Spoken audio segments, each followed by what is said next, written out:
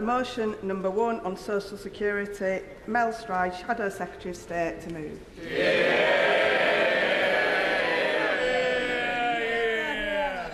Madam Deputy Speaker, I beg to move the motion on the order paper.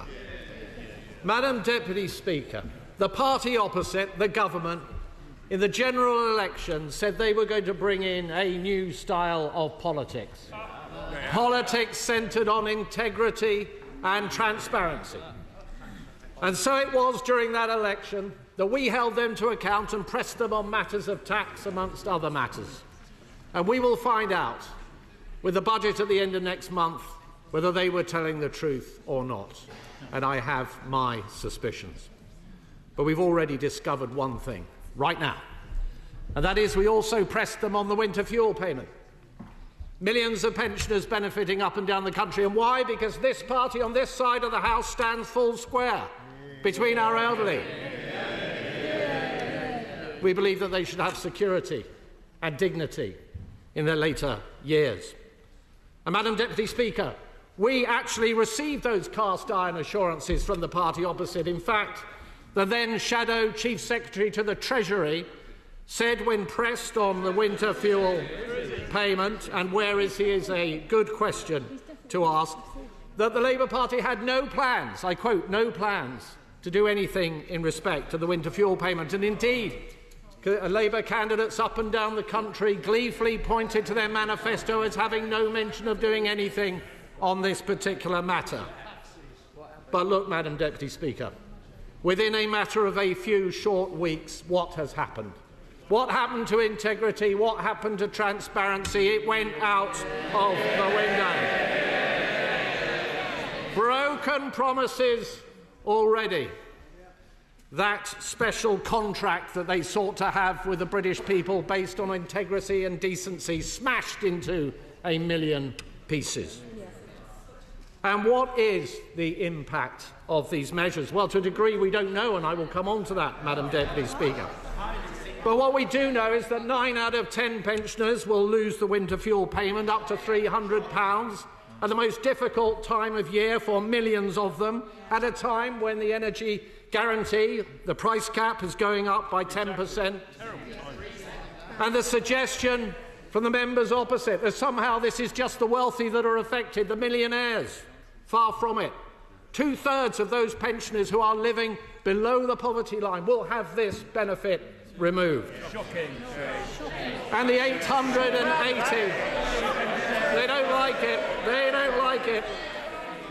And the 880,000 pensioners who we know who are eligible for pension credit but are not yet receiving it will also suffer. And the party opposite, and they chunter from a sedentary position, but the party opposite may say they're going to have these wonderful campaigns that's going to get everybody that's entitled onto pension credit.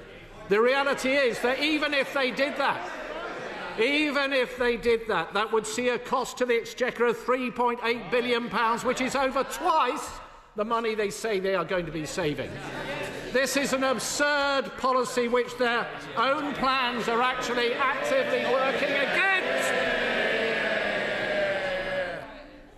And the haste with which this has been carried out, Madam Deputy Speaker, is simply jaw-dropping. We do not have any impact assessments. We do know, I will momentarily, we do not know what the impact will be across the income distribution. We do not know, every member of this House does not know what the impact will be within their own constituency. We do not know what the recommendation of the Social Security Advisory Committee will be. Why? Because they will not be given the information until tomorrow, we are told. And this, of course, has not formed part of what it should have formed part of, which is a major fiscal event with the OBR scoring it and an economic and fiscal outlook accompanying it. In fact, I will come to the honourable gentleman. The only authority to comment thus far on these measures is the House of Lords Secondary Legislation Scrutiny Committee, who said, and I quote, "We are unconvinced by the reasons given for the urgency attached to laying these regulations, and are particularly concerned that this both precludes appropriate scrutiny and creates issues with the practicalities of bringing in the change at short notice. That, Madam Deputy Speaker, I think says it all. And I will give way to the honourable gentleman who's been very patient. Finally giving way. Could a shadow minister? Could a shadow minister clarify which leadership contender has called for the means testing of the winter fuel allowance? Clarify. Well, The Chancellor.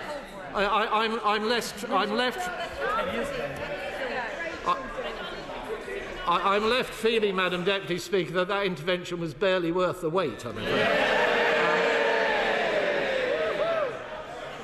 So, Madam Deputy Speaker, the fact that we even have a debate today is near miraculous, given the resistance from the party opposite.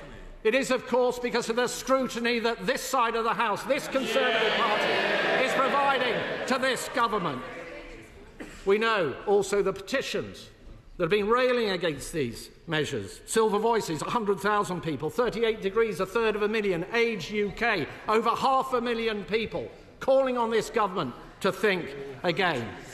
The press, particularly the Express newspaper, doing such a sterling job in bringing these matters to the attention.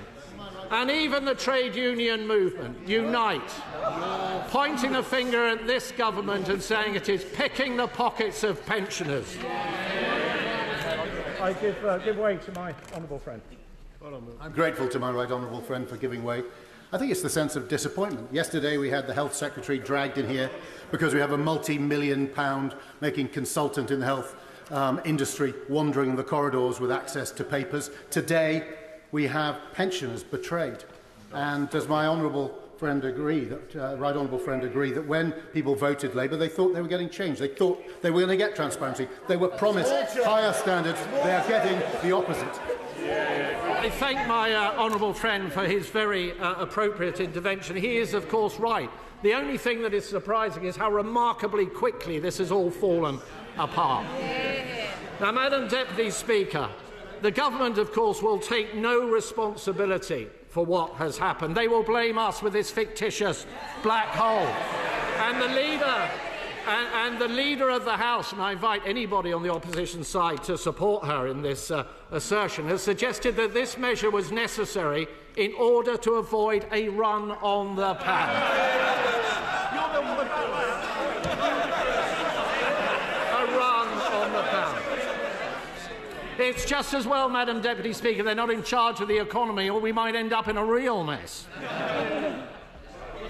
I'll give way to the honourable lady. Thank you for giving way.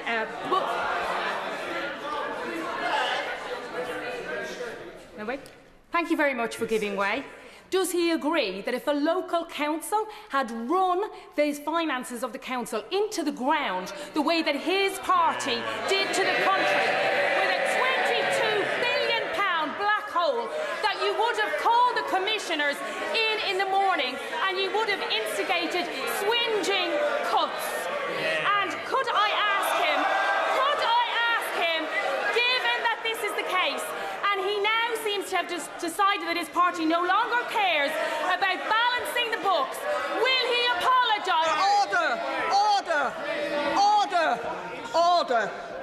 Shadow Minister. Well, I think, Madam Deputy Speaker, that slightly lengthy question might be better addressed by way of a rather lengthy letter to the leaders of Birmingham City Council. And could I say, Madam Deputy Speaker, that of course all politics is about choices, and what this government has done is it has caved in to its trade union paymasters. It has settled way above inflation. Junior doctors 22%, train drivers 14%. And what it has done is it has stood up for the trade union paymasters on the backs of vulnerable pensioners. And that is not right. And before I take the intervention of the honourable gentleman, if it's not the case that the trade unions are running the Labour Party, hands up everybody opposite who has not received some money from the trade unions.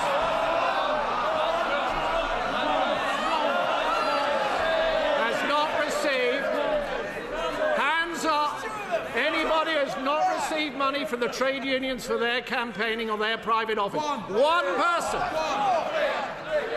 One person, Madam Deputy Speaker. Therein lies the truth.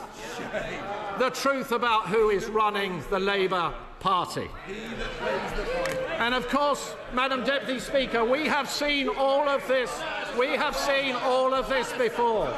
We have seen all of this before. In the last Labour government, we had the 75p pensioner increase. We had Gordon Brown's stealth tax on private pensions, £118 billion in total. And was it any surprise that we ended up with the 4th highest level of pensioner poverty across the whole of Europe? I give way to the honourable gentleman.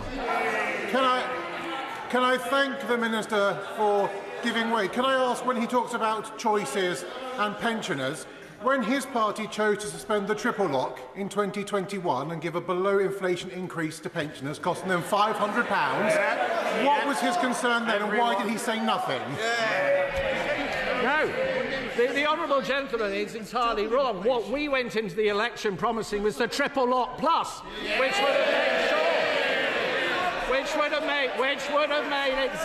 would have made sure that, unlike with his party, where he is going to see thousands of millions of pensioners dragged into income tax, many of them for the first time, we were prepared to stand up and say that we would not do that. But, Madam Deputy Speaker, the party... how could I not give it? Can I commend the right honourable gentleman for bringing this forward and to be fair to his party as well? This is a massive issue for my constituents across the whole of the United Kingdom. Quite simply, and I say with respect to the Labour Party on the far side, this does not conform with any of the Labour Party policies that I know of the past. I think all my pensioners who have contacted me say they are concerned simply because, first of all, the threshold is too low. The pension credit will take 9 weeks to process, even if they get to all of the 28% eligible people in Northern Ireland, and also the £400 that Labour government has approved, which will not come to spring of next year. 3 reasons why this policy today, this motion today, has to be supported.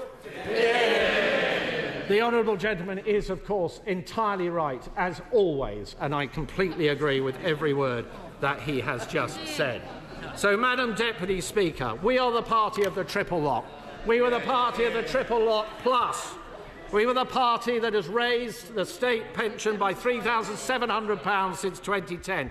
And we are the party that has seen 200,000 fewer pensioners in absolute poverty since we came to office. That is now going to go into reverse.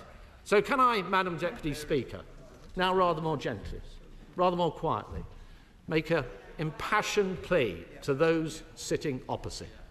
Look to your conscience. These measures, you know in your heart, no, I will not give away. You know in your heart that these measures are wrong.